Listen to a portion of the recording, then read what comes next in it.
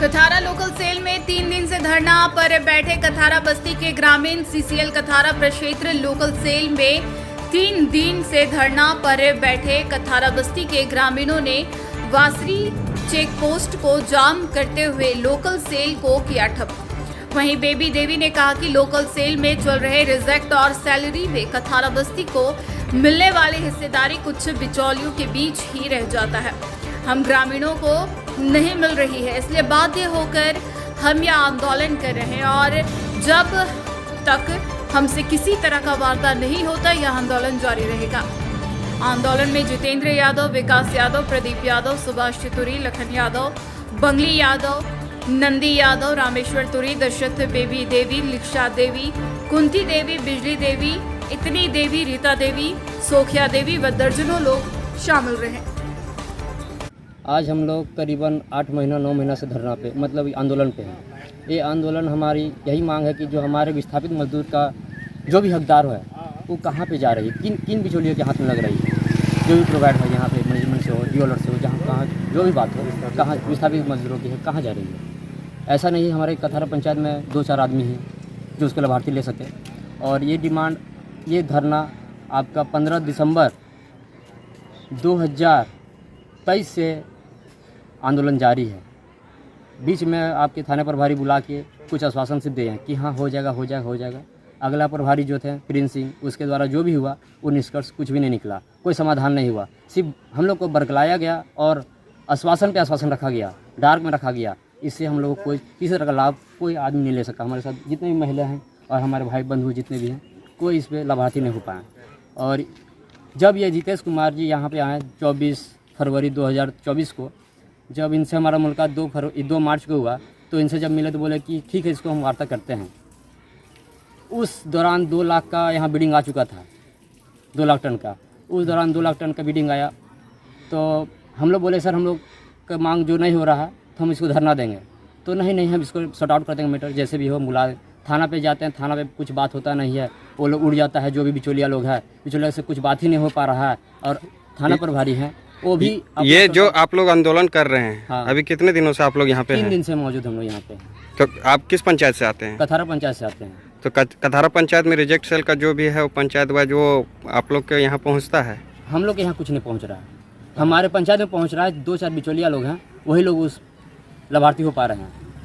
गिने चुने लोग को देख रहे हैं, बाकी अपना घर का पैकेट भाई होते हुए देख रहे हैं, अपना पैकेट सेक रहे हैं। और जितने हमारे गाँव के गरीब मजदूर माता बहनों जितने हैं, ये लोगों से वंचित किया जा रहा है। तो ये अगर कोई 3 दिन से कोई सुन नहीं रहा है? कोई नहीं सुन रहा है, मैनेजमेंट सुन रहा है, ना डीओलर सुन रहा है, ना कोई सुन रहा है। तो आगे आप लोग की क्या रणनीति? आगे हमारा जारी रहेगा आंदोलन। और मैनेजमेंट से यही है कि सेल को बंद किया जाए। अगर हमारे वंचित लोग हैं तो क्यों ये सेल किसके लिए खुली है? जगह जमीन सब ये सेल खुली है विस्थापित मजदूरों के लिए है। अगर सीसीएल का इतने प्रोजेक्ट चलती है उसमें क्या कोई विस्थापित मजदूर को मिलता है? कुछ नहीं मिलता है। जो एक बार सीसीएल जमीन ले लिया उसी की बात होती है कि आप जमीन दिया पर नौकरी कीजिए, नहीं तो फिर वहाँ से जब रिटायर के बाद अपना चले जाए बोरिया बिस्तर बांध के। मगर जब विस्थापित का जब आता है सेल के बारी आता है, सेल में सारे मजदूरों का हक है, विस्थापित मजदूरों से रहने वाली हूँ। हम लोग कथारा बस्ती के विस्थापित हैं, लेकिन हम लोग रिजेक्ट के लिए यहाँ 3 दिन से हम लोग बंद किए हैं, लेकिन अभी तक हम लोग को कुछ नहीं मिला।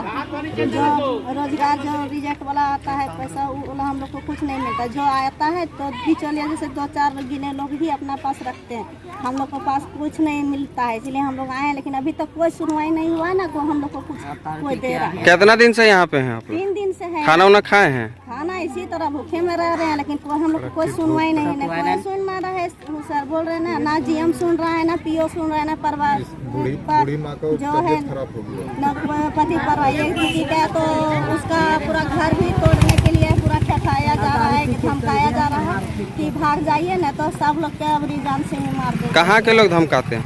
जो जिसका पैकेट गर्म हो रहा है उसका, जो पैसा खा रहा है, हम लोग को जो दूर किया है, जो उसी में हम लोग के नाम पर जो पैसा खा रहा है वही लोग। क्या नाम हुआ आपका? मेरा नाम है बेबी देवी, हम लोग विस्थापित हैं कथारा बस्ती से। हाँ। तो आगे फिर आप लोग अगर कोई नहीं सुन रहा, 3 दिन हो गया, तो आगे क्या कीजिएगा? जो हम लोग 3 दिन से कर रहे हैं, अभी 4था दिन है, 5वां दिन जारी रहेगा। कोई तो होगा ऐसा कि हम लोग को बात रखेगा, सुनेगा।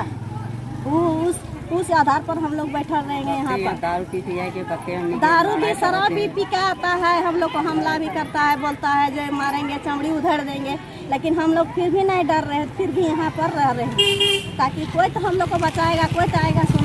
हम लोग यहाँ पे विस्थापित हैं। विस्थापित में सेल चल रही है 6 महीना से, और 6 महीना के अंतर्गत में जो विस्थापित का रोजगार हो या किसी तरह का अर्थव्यवस्था जो बना हुआ है, तो व्यवस्था बिचौलिया बनते हैं कि जो गांव के बेवकूफ़ बनाते हैं, इन लोग को संघर्ष करवाया गया, माता बहन को या आम लड़का लोग को संघर्ष कराया गया कि चलो यहाँ पे विस्थापित का हक मिलेगा, मगर हक नहीं मिला। वो अपना हक लेके और बिचौलिया अपना पैकेट में रख लिया और माँ बहन लोग को सबको साइड कर दिया गया।